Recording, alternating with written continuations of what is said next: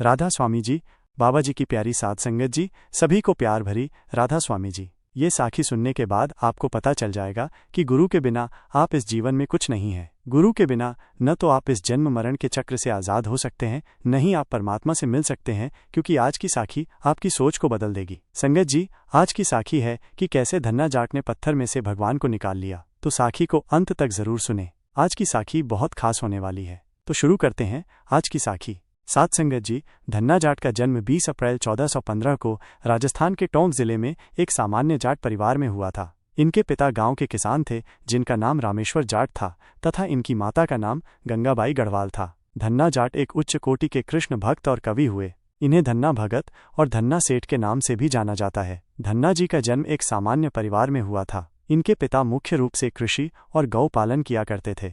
एक दिन धन्ना जी के परिवार के कुल गुरु, जिनका नाम पंडित त्रिलोचन था, तीर्थ यात्रा करके लौटे और कुछ दिनों के लिए धन्ना जी के घर पर ठहरे। पंडित त्रिलोचन शालिग्राम भगवान की सेवा किया करते थे। वे बड़े भाव से शालिग्राम शिला की सेवा करते, फूल चढ़ाया करते और उन्हें भोग लगाने के बाद ही भोजन ग्रहण किया करते थे। बालक धन्ना पंडित जी को ये सब करते हुए देखता था। उसे भगवान की ये सेवा बहुत पसंद आई। कुछ दिन बाद जब पंडित जी जाने लगे, तब बालक धन्ना पंडित जी के शालिग्राम भगवान के लिए जिद करने लगा, मुझे ठाकुर जी चाहिए, मुझे ठाकुर जी चाहिए। परंतु पंडित जी अपने ठाकुर जी को छोटे से बालक को कैसे दे सकते थे। धन्ना जी को उनके माता पिता ने बहुत समझाया, परंतु धन्ना जी नहीं माने। अंत में लोगों ने पंडित जी से कहा, अरे ये तो बालक है, इसे शालिग्राम जैसा कुछ और देकर बहका दो। अगले दिन पंडित जी नदी में स्नान करने गए।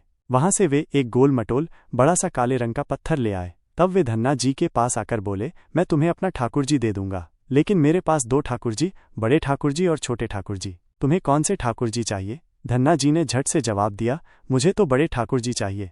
पंडित जी भी यही चाहते थे। पंडित जी ने धन्ना जी को वो बड़ा काला पत्थर बड़े ठाकुर जी बताकर दे दिया। ठाकुर जी को पाकर धन्ना जी बहुत प्रसन्न हो गए। वे बड़े भाव से उनकी सेवा करने लगे। धन्ना जी गाय को चराने के लिए खेतों में जाते तो ठाकुर जी को अपने साथ ले जाते। धन्ना जी की माँ ने उनको बाजरे की रोटी, साग, अचार और गुड़ खाने को दिया। अब धन्ना जी ने भी जिद कर ली कि वे भी पंडित जी की तरह ठाकुर जी को भोग लगाने के बाद ही भोजन ग्रहण करेंगे। धन्ना जी ने खेत में बहुत प्रेम से ठाकुर जी को पुकार कर भोग लगाया, परंतु ठाकुर जी भोग लगाने नहीं आए। धन्ना जी ने जिद कर ली कि जब तक ठाकुर जी स्वयं प्रकट होकर भोग नहीं लगाते वे भी भोजन ग्रहण नहीं करेंगे। जब ठाकुर जी ने धन्ना जी की रोटी का भोग नहीं लगाया तो धन्ना जी ने शाम को वो रोटी गायों को खिला दी।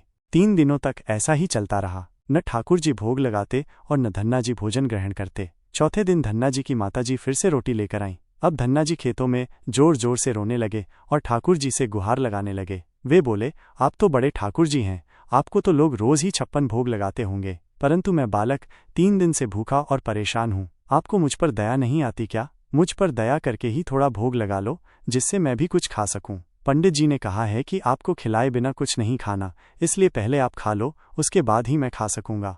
धन्ना जी की भोलेपन से की गई प्रार्थना सुनकर भगवान श्री कृष्ण साक्षात प्रकट हो गए। अपने ठाकुर जी को देखकर धन्ना जी बहुत प्रसन्न हुए। उन्होंने ठाकुर जी को माँ की दी हुई बाजरे की रोटी, साग और गुड़ खाने को दिया। ठाकुर जी बड़े चाव से रोटी खाने लगे। 4 रोटियों में से 2 रोटी ठाकुर जी ने खा ली। जब ठाकुर जी तीसरी रोटी खाने लगे तब धन्ना जी ने उनका हाथ पकड़ लिया और कहा, सारी रोटियां आप ही खा जाएंगे, मुझे भी तो भूख लगी है, मैंने तो 4 दिनों से कुछ भी नहीं खाया। 2 रोटी आपने खा ली, अब 2 रोटी मेरे लिए छोड़ दो। ये सुनकर ठाकुर जी मुस्कुराने लगे और बची हुई 2 रोटियां धन्ना जी ने खाईं। अब तो ये उनका रोज का नियम हो गया। धन्ना जी जब गायों को चराने जाते तो खेतों में जाकर ठाकुर जी के साथ ही भोजन करते। एक दिन ठाकुर जी ने धन्ना जी से कहा, तुम रोज मुझे रोटी खिलाते हो, मैं मुफ्त में रोटी नहीं खाना चाहता, इसलिए मैं रोटी के बदले तुम्हारा कोई काम कर दिया करूंगा। धन्ना जी ने कहा, मैं तो बालक हूँ, केवल गायों को ही चराता हूँ, मैं आपको क्या काम बता सकता हूँ। ठाकुर जी बोले, मैं तुम्हारी गायों को ही चरा दिया करूंगा। उस दिन के बाद से ठाकुर जी धन्ना जी की गायों को चराने लगे। एक दिन धन्ना जी ने ठाकुर जी से पूछा, आप मुझे अपने हृदय से क्यों नहीं लगाते हैं। ठाकुर जी ने कहा, मैं तुम्हें प्रत्यक्ष तो हो गया हूँ, लेकिन मैं पूरी तरह से तब मिलता हूँ जब कोई सद्गुरु की शरण ले लेता है। अभी तक तुमने किसी गुरु की शरणागति ग्रहण नहीं की है, इसलिए मैं तुम्हें अपने हृदय से नहीं लगा सकता। धन्ना जी बोले, मैं तो जानता ही नहीं कि गुरु किसे कहते हैं, फिर मैं किसे अपना गुरु बनाऊं। ठाकुर जी बोले, काशी में श्री रामानंदाचार्य मेरे ही स्वरूप में विराजमान हैं, तुम जाकर उनकी शरणागति ग्रहण करो।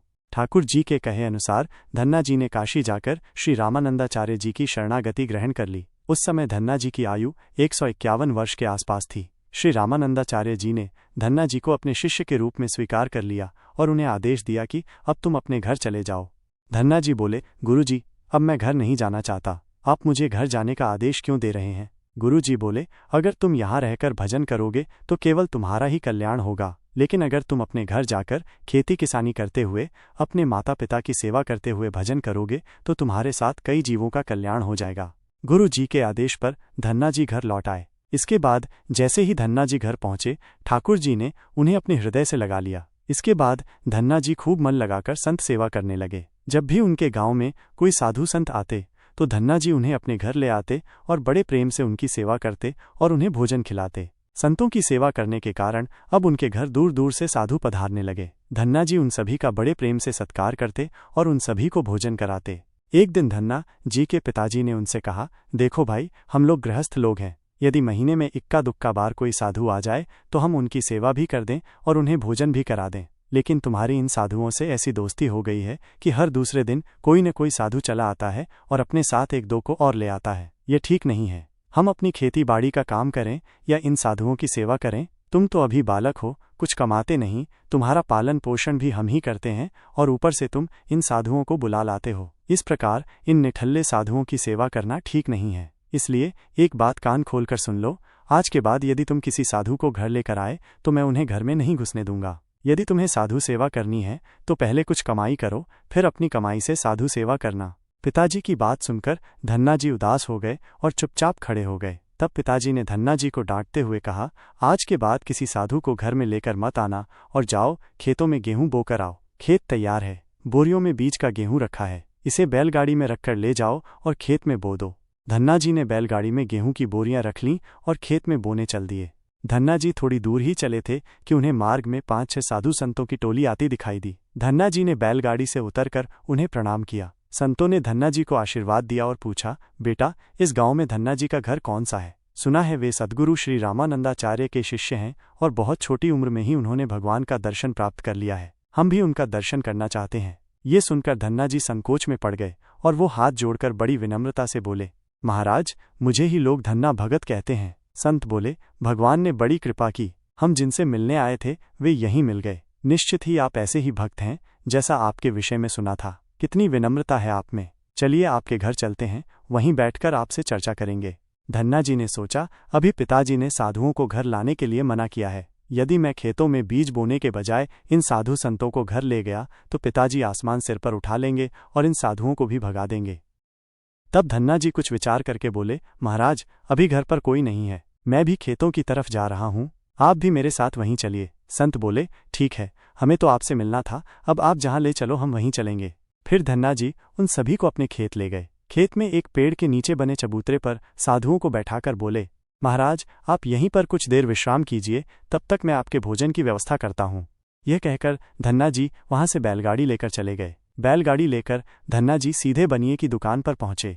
वहाँ पर उन्होंने बैलगाड़ी में बीज वाला गेहूं जो खेत में बोने के लिए रखा था उसे बनिए को बेच दिया और उससे दाल, बाटी और चूरमा बनाने का सारा सामान खरीद लिया। सामान लेकर धन्ना जी खेत पहुँचे। वहाँ पर उन्होंने संतों के साथ मिलकर बहुत बढ़िया दाल, रोटी और चूरमे का प्रसाद बनाया। भगवान को प्रसाद का भोग लगाने के बाद बड़े प्रेम से उन्होंने सभी संतों को भोजन करवाया। इसी बीच भगवत चर्चा भी होती रही। संतों को भोजन करवाने के बाद बड़े प्रेम से उन्हें विदा भी कर दिया। संतों के जाने के बाद धन्ना जी सोचने लगे कि बीज वाले गेहूं को तो बेचकर संतों को भोजन करा दिया, अब खेत में क्या बोया जाए? अगर पिताजी से फिर बीज मांगने गया तो पिताजी बहुत नाराज होंगे। ये सोचकर धन्ना जी ने बोरियों में रेत भर ली और आसपास के लोगों को दिखाने के लिए उस रेत को ही खेतों में बोने लगे। धन्ना जी ने राम राम का नाम लेते हुए शाम तक बोरियों की सारी रेत खेत में छिड़क दी। आसपास के खेत वाले देख रहे थे कि धन्ना जी खेतों में गेहूं बो रहे हैं, परंतु वे तो खेतों में रेत बो रहे थे। खेत बोने के बाद धन्ना जी बड़े प्रसन्न मन से घर की ओर चल दिए। वे सोचने लगे, खेतों में तो कुछ उगना नहीं है तो देखभाल भी नहीं करनी पड़ेगी। घर पर पिताजी ने पूछा, खेत बो आए? धन्ना जी बोले, जी पिताजी, बो आया। कुछ दिन बाद धन्ना जी के पिताजी और गांव के कुछ बड़े बूढ़े लोग धन्ना जी के पास आए और बोले, तुमने कैसा खेत बोया है? ऐसी फसल तो हमने अपने जीवन में आज तक नहीं देखी। ऐसा लगता है जैसे गेहूं का एक एक दाना नाप नाप कर एक समान दूरी पर बोया गया है और सारे ही दाने उगाए हैं। इतनी सुंदर फसल तो हमने आज तक नहीं देखी, ये सब तुमने कैसे किया? धन्ना जी सोचने लगे, ये सब उनको ताने मार रहे हैं, खेत में कुछ उगा ही नहीं होगा इसलिए ऐसी बातें बोल रहे हैं। तब धन्ना जी ने स्वयं खेत पर जाकर देखा। वहां जाकर वे हैरान रह गए। उन्होंने देखा जिस खेत में उन्होंने रेत बोई थी वहां पर फसल उगाई थी और ऐसी सुंदर फसल उन्होंने भी कभी नहीं देखी थी। फसल को देखकर धन्ना जी को भगवान की कृपा का एहसास हुआ और उनकी आंखों से आंसू निकल आए। धन्ना जी जोर जोर से रोने लगे।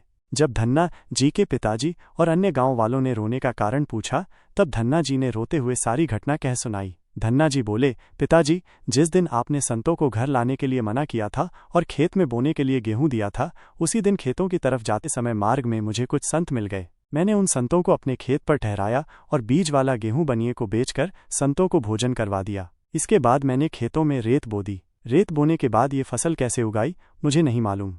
धन्ना जी की बात सुनकर उनके पिताजी के भी आंसू निकल आए। वे बोले, मेरा धन्य भाग जो मेरे घर में ऐसे पुत्र ने जन्म लिया। आज के बाद हम तुम्हें कभी नहीं रोकेंगे। खूब साधु बुलाओ और खूब संत सेवा करो। हम तुम्हें अब कभी मना नहीं करेंगे। आज से मैं भी भगवान की भक्ति किया करूंगा और तुम्हारे साथ संतों की सेवा किया करूंगा। इसके बाद धन्ना जी और उनके परिवार वाले खूब संत सेवा करने लगे। कुछ समय बाद धन्ना जी की उगाई हुई फसल को काटने का समय आ गया। उस फसल से उतने ही आकार की खेती से 50 गुना ज्यादा गेहूं निकला। ये गेहूं इतना ज्यादा था कि उसे रखने तक की जगह नहीं बची थी। गांव के सभी लोग धन्ना जी की फसल देखकर हैरान हो गए। अब धन्ना जी और उनका परिवार अपनी क्षमता के अनुसार खूब संत सेवा और भगवान की भक्ति करने लगे। उनके घर में हमेशा साधु संतों का तांता लगा रहता। साधु संतों की बड़ी बड़ी जमात आती। धन्ना जी सभी का बड़े प्रेम से सत्कार करते। अब धन्ना जी जब भी खेतों में फसल बोते हर बार ऐसी ही फसल होने लगी। अब धन्ना जी अपने गांव के बड़े किसान बन गए। गांव के सभी लोग धन्ना जी को चमत्कारी संत मानने लगे और उनके खेतों की मिट्टी को भी चमत्कारी मानने लगे। जिन लोगों के खेतों में पर्याप्त फसल नहीं होती थी वे लोग धन्ना जी के खेतों की मिट्टी ले जाकर अपने खेतों में छिड़क लेते। इससे उनकी फसल भी अच्छी होने लगी। चारों तरफ धन्ना जी की जय जयकार होने लगी। एक बार भगवान ने धन्ना जी की परीक्षा लेनी चाहिए। धन्ना जी के गांव में अकाल पड़ गया। धन्ना जी बड़े किसान थे। उनके पास बहुत खेती थी और अन्न के भंडार भरे थे। अकाल के कारण उनके गांव और आसपास के क्षेत्रों के ब्राह्मण, संत, गरीब और जरूरतमंद लोग धन्ना जी के पास मदद की उम्मीद से आने लगे। धन्ना जी भी उन्हें दोनों हाथों से भंडार लुटाने लगे। कभी कोई जरूरतमंद उनके घर से खाली हाथ नहीं लौटा। धीरे धीरे धन्ना जी का अन्न भंडार समाप्त होने लगा। परंतु धन्ना जी ने निश्चय किया जब तक उनका सामर्थ्य है वे किसी भी जरूरतमंद को निराश नहीं करेंगे। अपना सब कुछ भी वे लोगों की मदद करेंगे।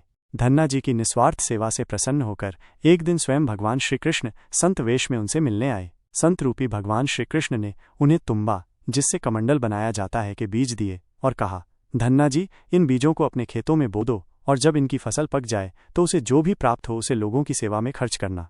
धन्ना जी ने ऐसा ही किया। संत की आज्ञा मानकर उन्होंने तुम्बा के बीज खेतों में बो दिए। गांव के लोग कहने लगे, लगता है धन्ना जी पागल हो गए हैं। ऐसे भीषण अकाल में फसल बो रहे हैं और वह भी तुम्बा की। इस कड़वे तुम्बा को तो पशु भी नहीं खाते।